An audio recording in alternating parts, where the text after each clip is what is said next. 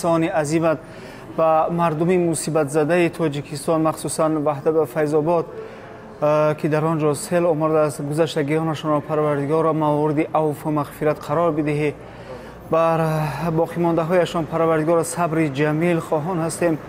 انا لله و انا الیه راجعون. اللهم اغفر لی و لوالدی و للمؤمنین جميع والمؤمنین والمؤمنات والمسلمین والمسلمات. اللهم احسن عاقبتنا في الامور كلها واجرنا من خزي الدنيا وعذاب الاخره. ربنا اننا آمنا فاغفر لنا ذنوبنا وقنا عذاب النار برحمتك.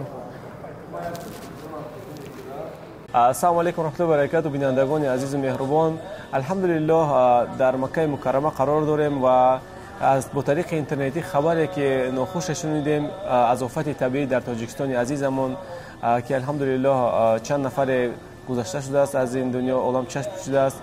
می‌خواستیم همدردی خود را بیان بکنیم و خیلی از این غمگین شدیم، گرچه در این مقام مقدس هستیم و همراه حاجیان در حق گذشتگان دعاگوییم ان شاء الله و الحمدلله خیلی از این غم شدیم از این مکان.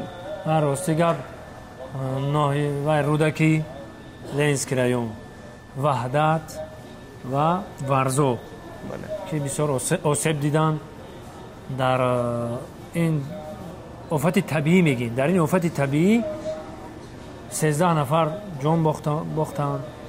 خیلی که در کلوب بودن اونجا میدونم 13 نفر بود در شهر کلوب، در اینجا هم 13 نفر گفتن. خیلی همش در دست پروردگاره. خداوند بزرگ هممون آفت‌های طبیعی نگاه بداره. پاک پروردگار ما دعا بگیم، همون وقت دعا بگیم در این جای مقدس، در این خانه خدا خود دعا میکنیم برای گذشتگان و برای پیوندان گذشتگان صبر جمیل عطا میکنیم. خداوند میگیم عطا کنه. پاک پروردگار رو دعا میکنیم در حقشان. الهی آمین. اللهم اغفر لی و لوالدی و للاستاذ و لجميع المؤمنات والمسلمین والمسلمات برحمتک یا ارحم الراحمین. الله اکبر.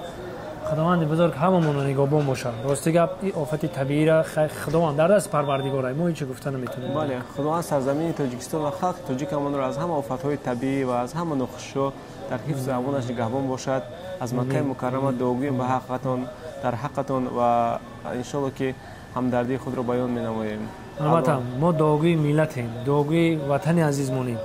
همه وقت تکیه به پروردگار میکنیم. خداوند خودش سرشته کنه مونو، خداوند خودش نگاه بداره، پدرامون عمر درازی به توفیق عطا کنه. همه وقت در لبان مادرامون خنده باشد، تاجیکستانمون به مثل بهاران باشد. خدا از این روزای بعد همه ما و شما را نگهبان باشه. آمین آمین. الله اکبر. خدا نگهبان.